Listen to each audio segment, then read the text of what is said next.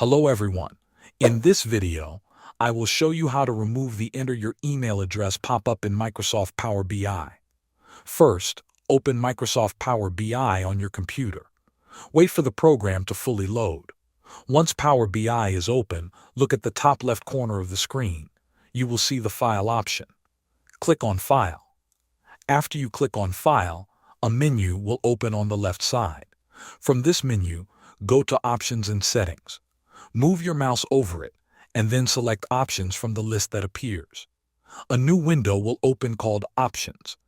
Inside this window, make sure you remain in the Global section, stay in the default global area, and look through the list until you find Preview Features. Click on Preview Features. On the right side, several options will appear. These are features that are still in preview mode.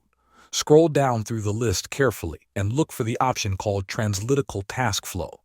This option is enabled by default, which is why the pop-up appears.